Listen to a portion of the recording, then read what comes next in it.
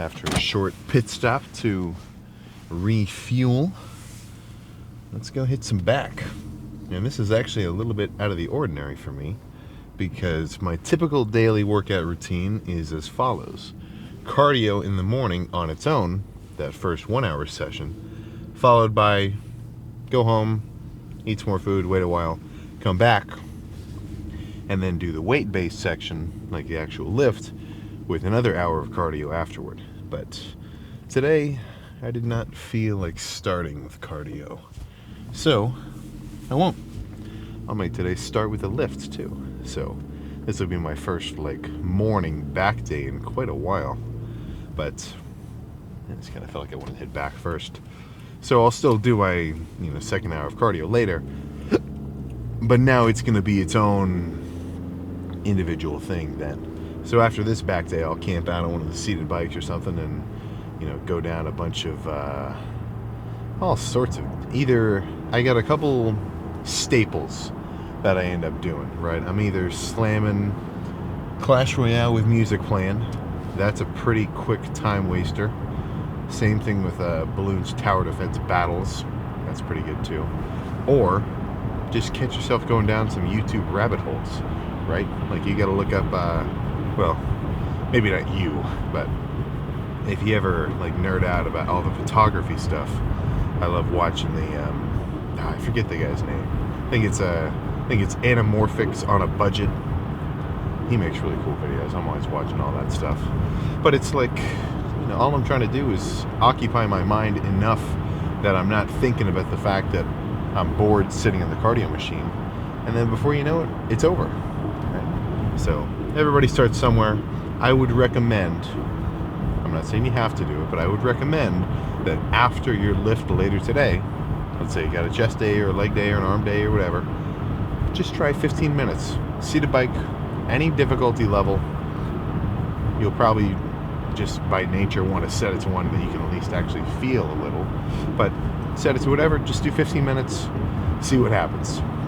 Now, I'm not promising any life-changing, enlightening, what's the word? Miracles to happen. But I think you'll start to get some of the gist that I'm talking about. So, plan for back, same as normal, man. Pull downs, rows, pullovers, and a combination of a pull down movement and a row movement in a superset style fashion at the end, just to really make sure that everything's fully pumped up. But I think that's all I gotta say. Quick little on the way to the gym car talk portion. So let's just find out what movement number 1 ends up being. Let's keep it simple. Light, neutral grip, maybe shoulder width and a third, 1.3x shoulder width. And this stack is light. This stack only goes up to 200, so not too much ego lifterish going on. And I really want to feel a wild squeeze at the bottom of every rep.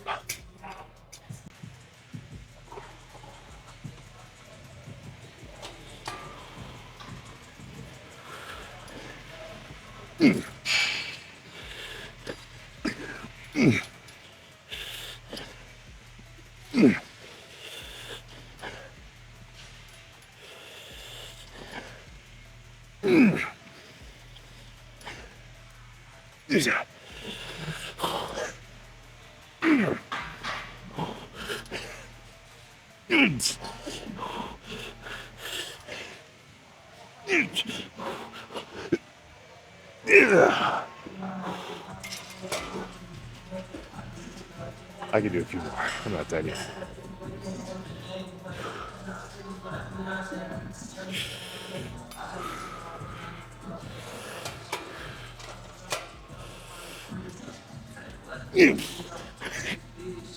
Okay. Oh. That was good. Let's run that back a few times. Then decide what's next.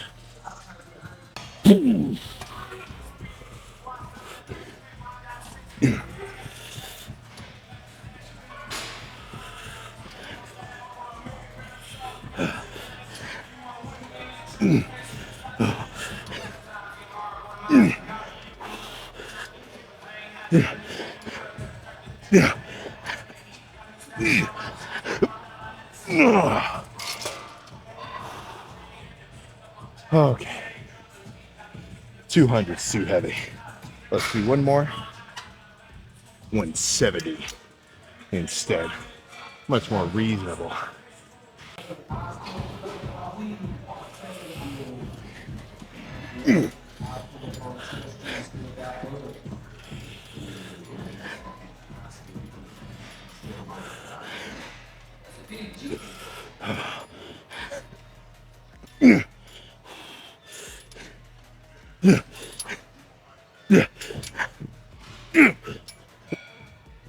Okay.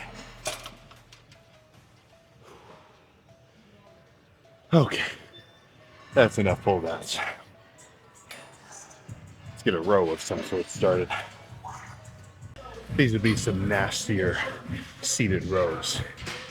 Usually not the biggest fan of the neutral grip, but for whatever reason, it's kind of growing on me.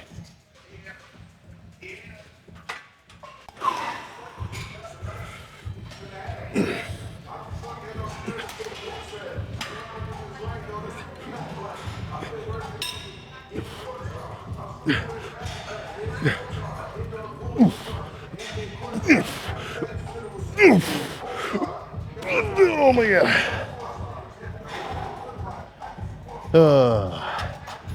Let's drop about one notch and do one more. And the next set will be more squeezing, holding focused versus a nasty like that.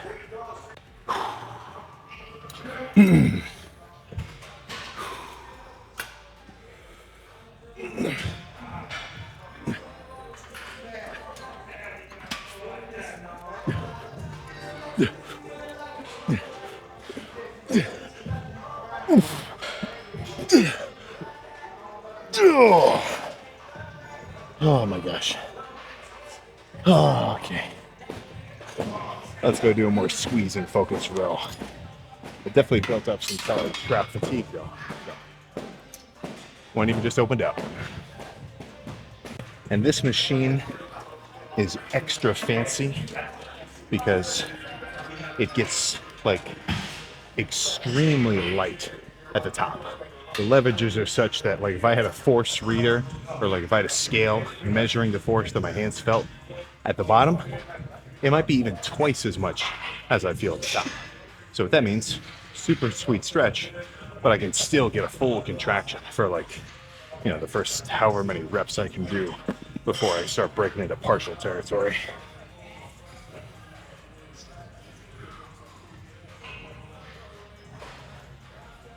And this might be a little too heavy, but I think I got it. I'll make it a drop set if I can't get enough.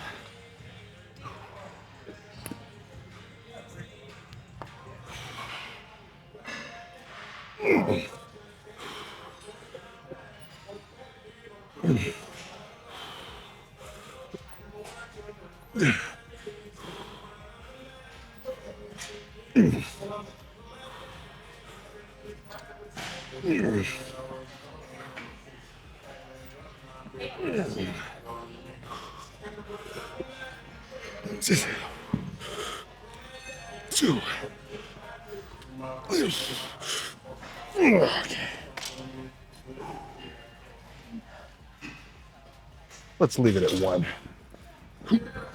This will actually be a good finisher.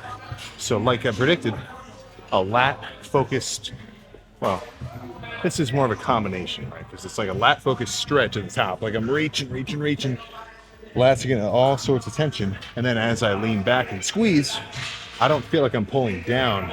I feel like I'm pulling almost like up. So I'm getting my lats, my traps, my mid back, basically everything all in one set. I probably wouldn't recommend you do that for every set of every lift, right? Because obviously I think there's a huge benefit of just targeting specific muscle groups of your back, lat work, trap work, whatever work. But as a finisher, for the purpose of making sure my back is as full of blood as possible, this has yet to fail me, and I've got no reason to believe that it will now.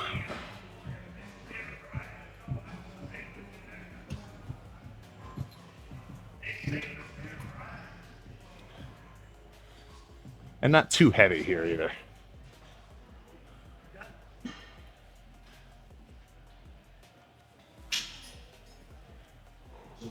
There we go.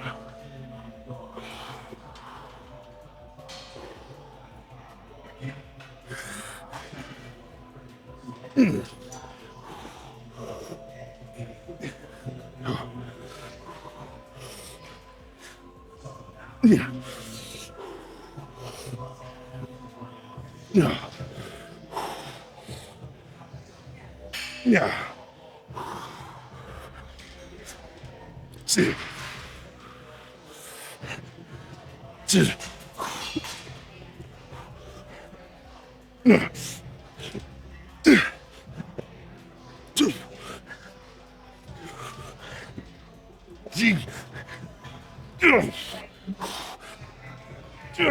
Okay.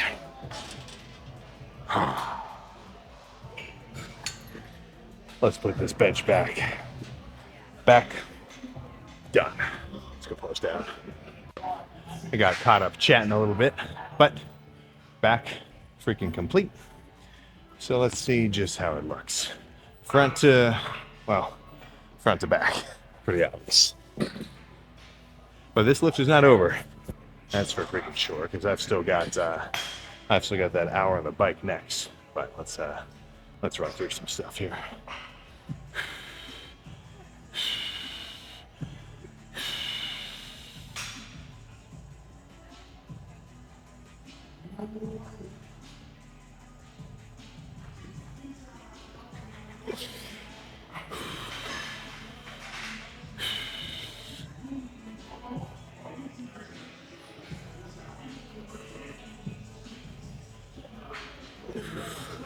Oh, gosh.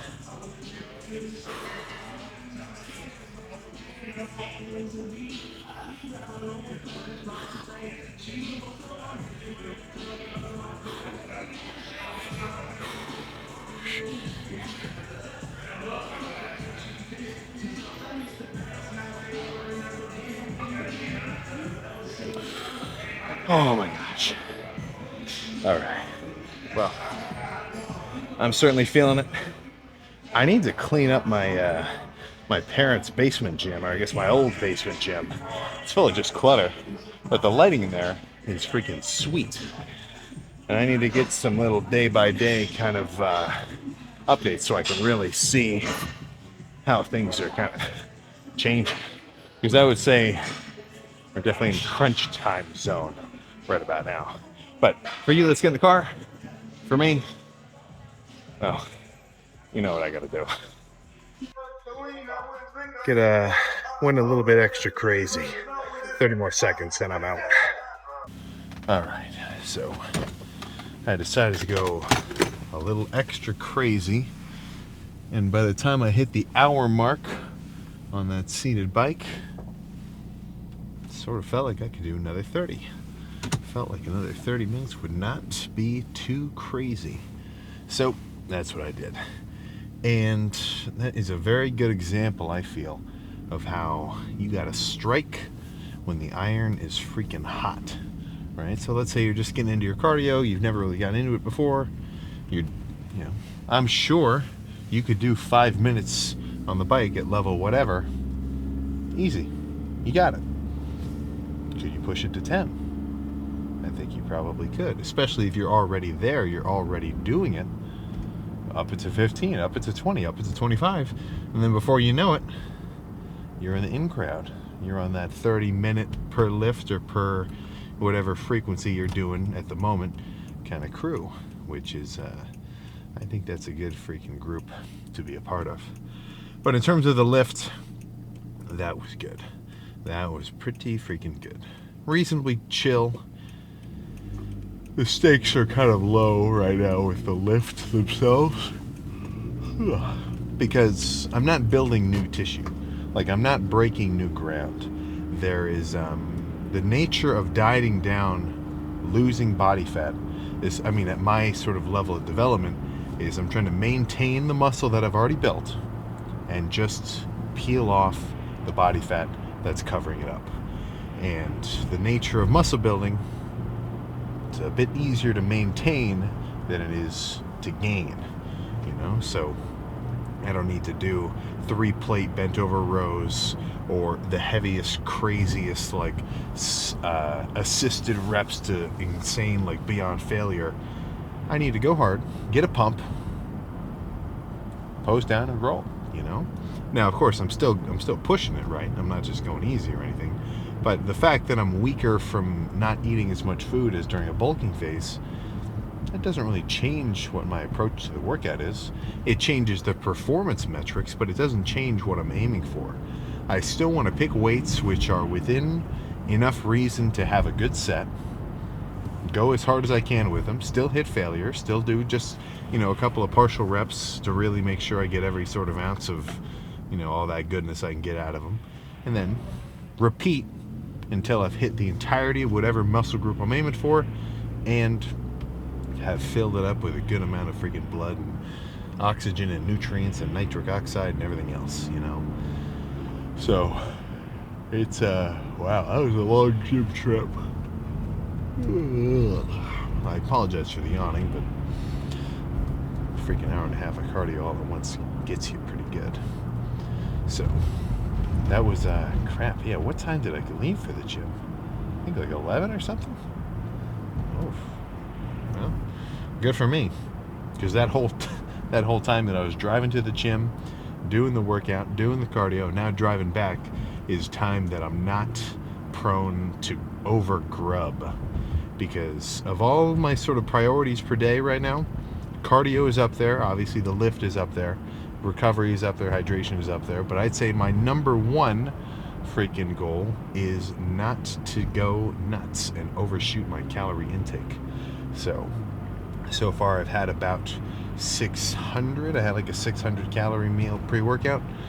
And then post-workout, I gave myself, I got 2 treats already made. One is 2 packs of flavored Greek yogurt, like a low sugar. So 2 grams of fat, 3 grams of carbs, 12 grams of protein in each one.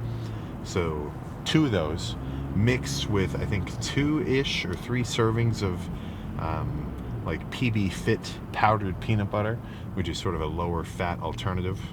And then I added some stevia packets to make it extra sweet.